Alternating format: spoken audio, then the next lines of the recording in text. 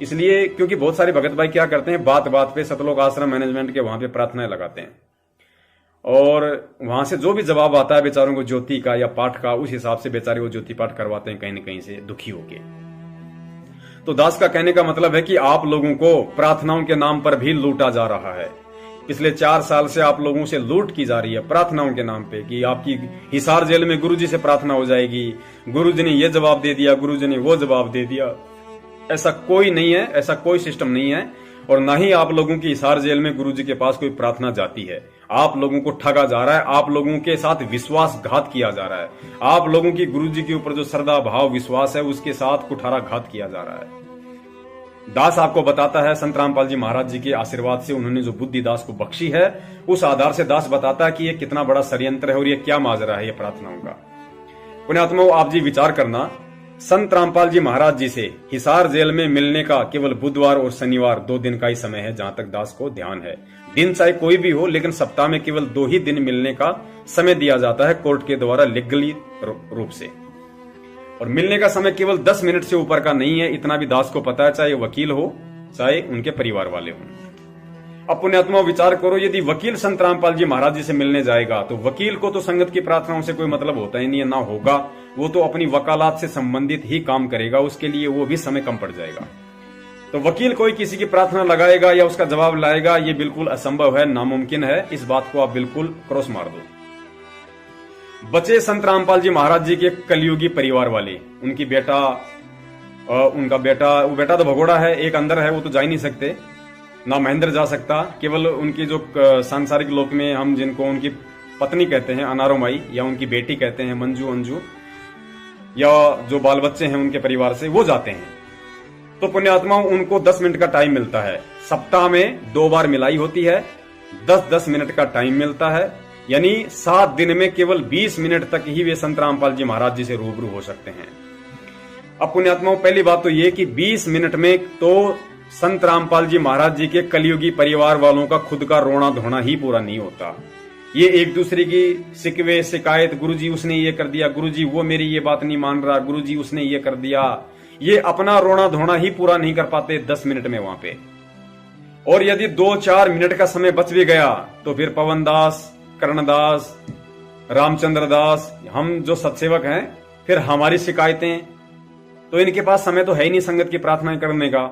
और यदि पुण्यात्मा विचार करना, यदि 1-2 मिनट का समय भी मिल गया इन लोगों को, तो पुण्यात्मा 1 मिनट गुरुजी को बताने में और 1 मिनट उधर से गुरुजी को आदेश देने में संगत की प्रार्थनाओं का, ठीक है जी, मुश्किल से 1 मिनट, यानी 1 सप्ताह में केवल 1 प्रार्थना बड़ी मुश्किल से एक भगत की जेल में हो पाती है। और वो प्रार्थना भी ये लोग केवल उसी के करवाते हैं जो या तो इनका रिश्तेदार हो, या इनका भयंकर रूप से चापलूस हो, या कोई कोऑर्डिनेटर हो, या जिन लोगों से इनका कोई स्वार्थ सिद्ध होता हो, केवल उन्हीं लोगों की प्रार्थना लगाएंगे, आम संगत की नहीं, भेड़ बकरियों की प्रार्थना नहीं जाती जेल में। तो पुण्यात्माओं विचार करो, आज लाखों की संख्या में संत रामपाल जी महाराज जी की संगत है और 1 सप्ताह में कम से कम भी नहीं तो दास आइडिया लगा रहा है 5000 भगत सतलोक आश्रम बरवाड़ा में जो 4 ठग बैठे हुए हैं, जो नंबर दिए जाते हैं पीले पर्चे पे, उनको फोन करके अपनी प्रार्थनाएं लिखवाते हैं कि हमारी ये प्रार्थना है, हमारी गुरुजी से ये प्रार्थना करवाओ जेल में। 1 सप्ताह में कम से कम 5000 लोग गुरुजी से प्रार्थनाओं के इंतजार में वहां पे फोन करते हैं और 1 सप्ताह में उन 5 के 5000 लोगों को जवाब भी दिया जाता है कि गुरुजी की तरफ से ये आदेश आ गया, गुरुजी की तरफ से वो आदेश आ गया। पुण्यात्माओं विचार करो, जब सप्ताह में 2 दिन का मिलाई का टाइम 10-10 मिनट का, यानी 1 सप्ताह में 20 मिनट तक लोग मिल सकते हैं, 20 मिनट में उनका खुद का रोना धोना पूरा नहीं होता है। और यदि समय मिल गया तो मुश्किल से 1 या 2 प्रार्थनाएं होती हैं, वो भी केवल उन लोगों की जो जिनसे उनका स्वार्थ सिद्ध होता है। तो ये संगत की 5000 प्रार्थनाओं का जवाब आखिर कौन देता है और कहां से आता है? क्या है किसी के पास जवाब इस बात का? सबको जवाब दिए जाते हैं, मुंह देख के तिलक निकाला जाता है, मुंह देख के तिलक। जब प्रार्थना की जाती हैं यदि कोई भगत प्रार्थना करता है कि गुरुजी कि भगत जी सत्साई, भगत जी मैं एमपी से बोल रहा हूँ, भगत जी मेरा ये नाम है, भगत जी मैं अभी फौज से नया नया रिटायरमेंट हुआ हूँ भगत जी, और भगत जी मैंने अभी गुरुजी से 6 महीने नाम दीक्षा लिए हुए हैं, और गुरुजी मैं फौज से आया हूँ और मेरे को वहां से अभी 8-10 लाख रुपए का टीए डीए पीए जो भी मिलता है वो मुझे मिला है, और मैं अभी गाँव में मकान बनाना चाहता हूँ, तो आप मेरी गुरुदेव से प्रार्थना लगाओ, तो मेरी प्रार्थना स्वीकार हो जाए गुरुदेव से और मैं अपना मकान बनाना चाहता हूँ। तो जब आप ऐसी प्रार्थना करोगे तो वहां जो लोग बैठा रखे हैं 12-12 हजार रुपए की तनख्वाह पे, उनको लगा कि भाई ये तो फौज से रिटायरमेंट होके आया है, 10-12 लाख रुपए लाया है, ये मकान बनाएगा, तो इसको तो पाठ का आदेश दे दो, ये तो तुरंत पाठ करवाएगा। तो उसको बोल देते हैं भगत जी गुरु जी का आदेश आ गया, परमात्मा का पाठ बोल दो। अब बोलेगा नहीं, वो करेगा, वो तुरंत पाठ करवा देगा नामदान केंद्र पे जाके। 15,000 रुपए ये लो जी।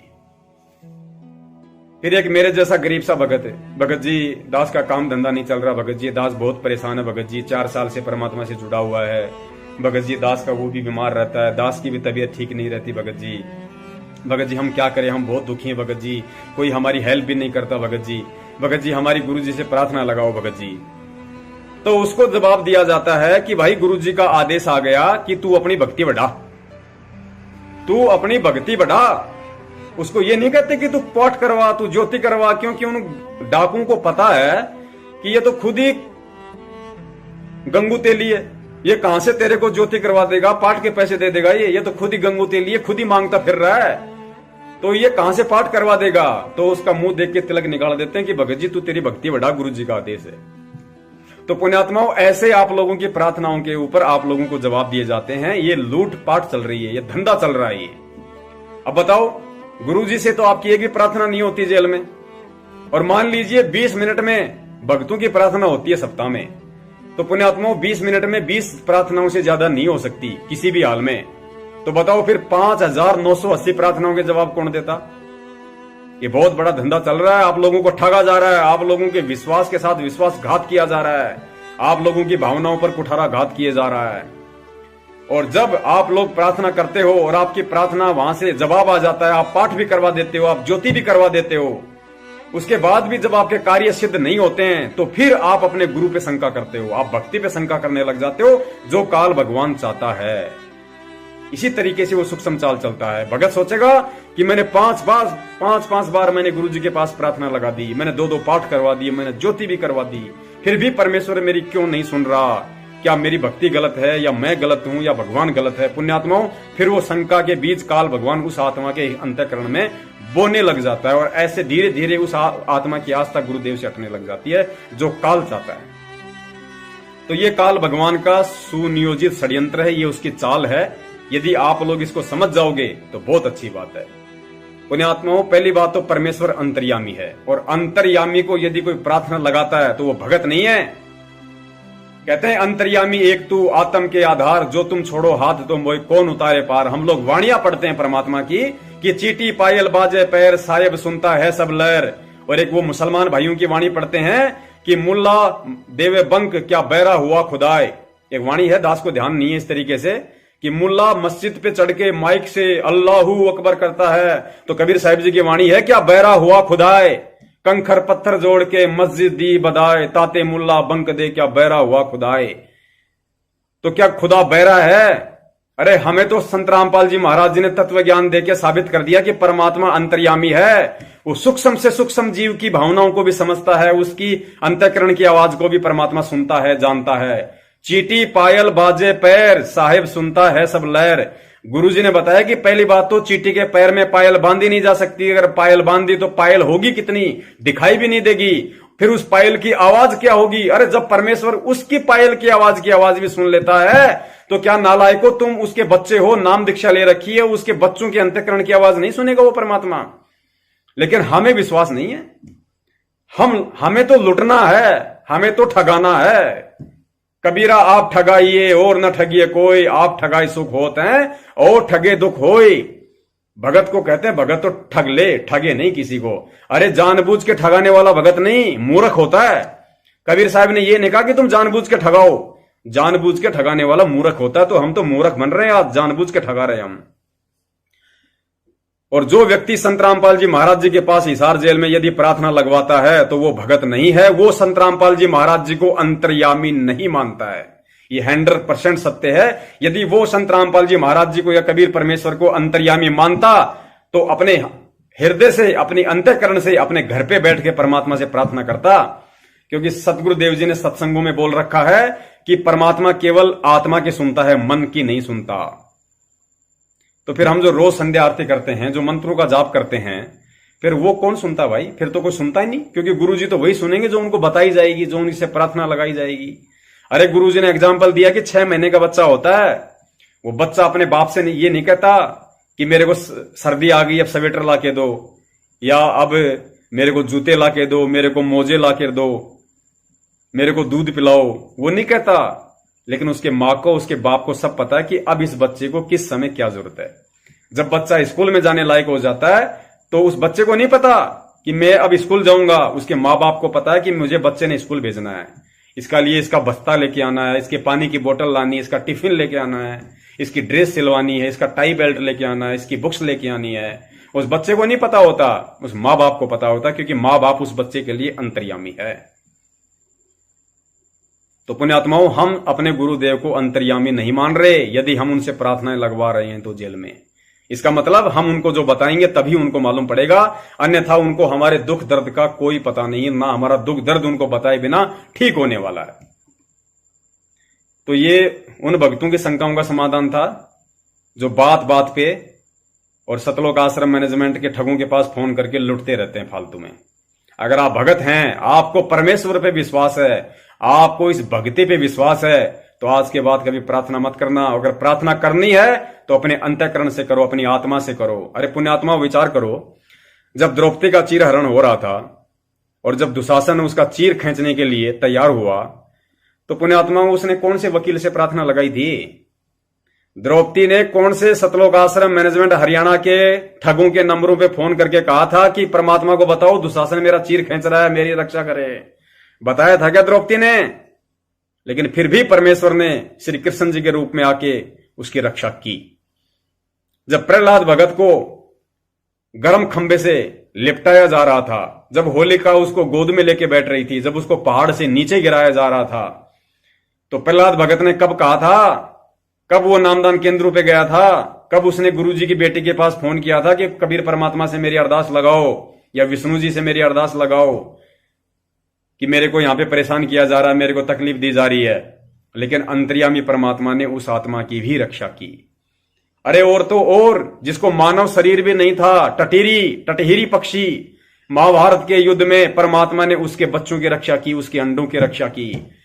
अब बताइए साहब, उसने कब हिसार जेल में प्रार्थना लगाई थी? कब उसने सतलोक में प्रार्थना लगाई थी?